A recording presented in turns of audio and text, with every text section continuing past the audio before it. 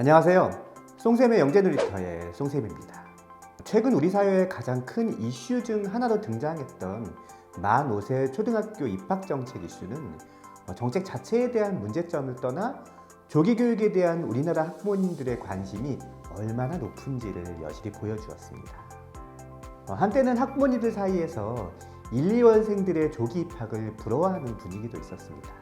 정규 교육 과정을 하루라도 빨리 끝내는 것이 결과적으로 아이에게 도움이 될 것이라는 막연한 기대 때문이었죠. 물론 최근에는 이러한 분위기가 완전히 역전되었습니다. 어린 나이에 학교에 입학하는 것이 오히려 학교 생활 적응에 어려움으로 이어질 것이라는 우려가 더 크기 때문이죠. 결국 학부모님들이 걱정하는 것은 우리 아이가 초등학교라는 새로운 학습 환경에 어떻게 잘 적응할 수 있을까라고 생각합니다. 초등학교에 들어가기 전까지 무엇을 어떻게 준비해야 하는지에 대한 고민도 매우 크시겠죠.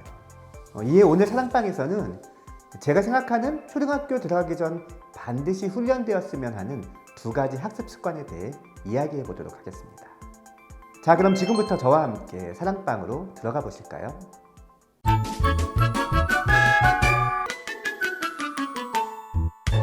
초등학교 들어가기 전 반드시 길러주어야 할 학습 습관, 그 첫 번째는 20분 집중하기입니다. 여기서의 집중은 우리가 흔히 생각하는 몰입과 같은 높은 수준의 집중을 뜻하지는 않습니다. 실증이 나더라도 그만두지 않고 활동에 참여하는 정도의 수준이지요. 그렇다면 왜 20분일까요?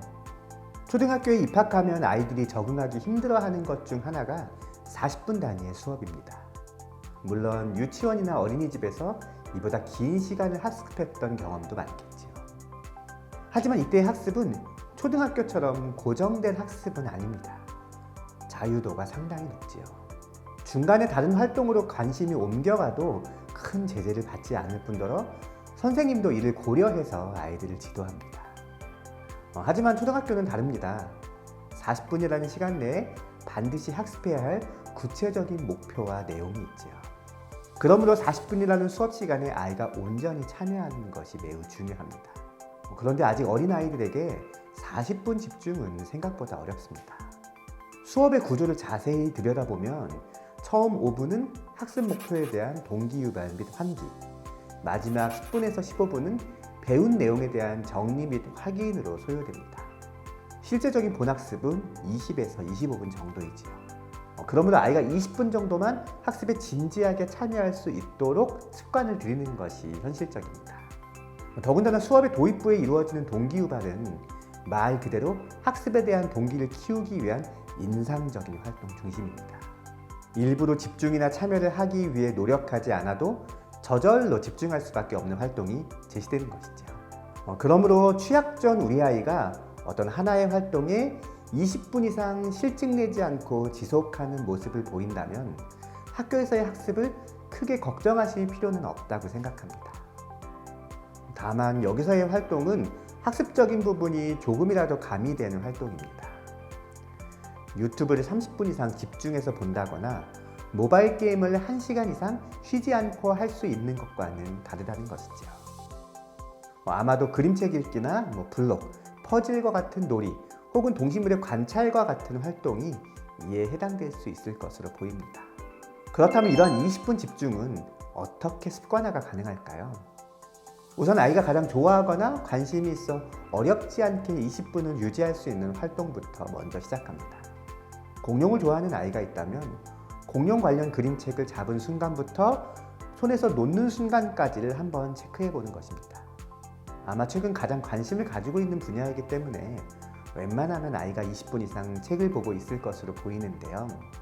이렇게 해서 공룡 관련 그림책을 20분 이상 볼 수 있다는 것이 확인되면 이것을 매개로 해서 다른 활동을 20분 이상 하도록 유도하는 것입니다.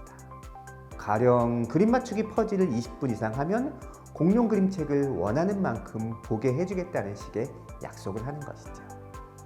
여기서 중요한 것은 20분 동안 그림 퍼즐만 해야 하지만 그 집중의 정도가 약하다고 해서 이를 지적하거나 억지로 더 집중하도록 강요해서는 안 된다는 점입니다. 아이가 중간중간 딴 생각을 하는 것 같더라도 이것이 딴짓으로만 이어지지 않으면 활동의 시간으로 인정해 주어야 합니다.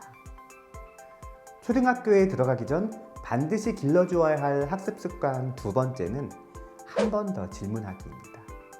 초등학교에 들어가면 학습의 양과 질이 모두 급격하게 상승하게 됩니다. 그러므로 아이들이 학교에서 이루어지는 학습 활동을 어려워할 수 있습니다. 이렇게 학습에 어려움이 생겼을 때 아이들이 이를 해결하는 방법은 크게 두 가지입니다. 바로 질문과 모방이지요. 사실 가장 쉬운 방법은 선생님께 질문하는 것입니다. 하지만 이를 은근히 쑥스러워하는 아이들이 많습니다. 친구들이 자신을 이것도 이해 못하는 아이라고 생각할까 두려운 아이들도 있겠지요. 그래서 그 다음으로 취하는 행동이 바로 친구들이 하는 것을 관찰해서 따라하는 것입니다. 그런데 질문의 과정에서 가장 안타까운 점은 재질문을 하지 않는다는 것입니다. 용기를 내서 질문을 하고 이에 대한 대답을 들었지만 그래도 이해가 안 될 수 있는데 다시 질문하지 않고 이해한 척 한다는 것이죠. 보통 학생이 질문을 하면 교사는 답변을 한 다음 자신이 한 설명이 이해가 되었는지 반문합니다. 그런데 대부분의 학생들은 네 라고 대답합니다. 사실 정확히 이해가 되지 않았지만 교사에게 다시 질문하는 것에 대한 미안함이나 번거로움, 아니면 자신이 아직도 이해하지 못했다는 것에 대한 창피함 같은 이유로 이해했다고 대답하는 것이지요. 그렇기 때문에 한 번 더 질문하기가 전혀 부끄럽거나 번거로운 것이 아니라는 것을 반드시 알려줄 필요가 있습니다. 물론 이러한 질문들이 불필요하게 잦으면 수업을 방해하는 요소로 작용할 수 있습니다. 그러므로 과도한 재질문을 피하기 위해서는 질문하기, 대답 듣기, 정리하기, 재질문하기의 순서를 기억할 필요가 있습니다.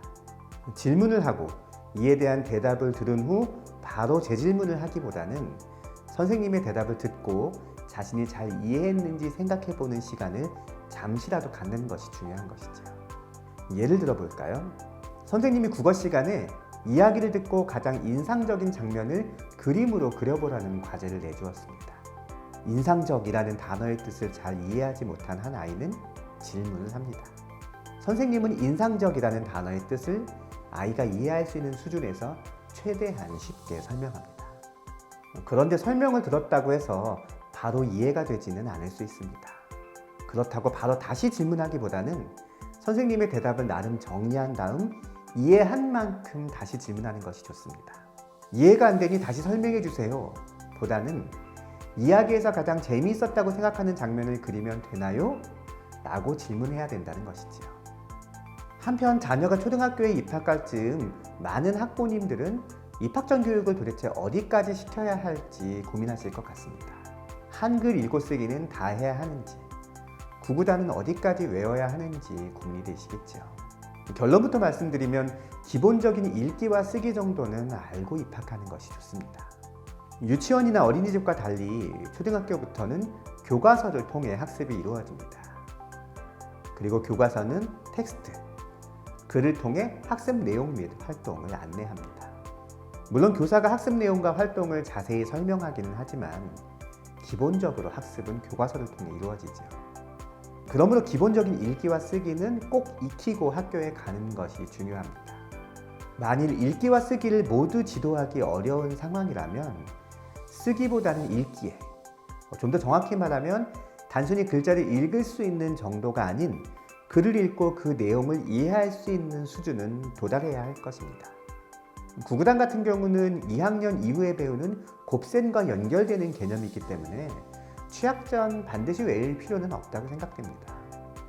다만 자녀가 이미 곱셈의 개념을 이해하고 있다면 외우도록 하는 것도 나쁘지 않습니다.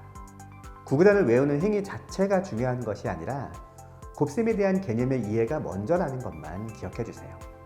오늘은 초등학교 들어가기 전 반드시 훈련되었으면 하는 두 가지 학습 습관에 대해 이야기해 보았습니다.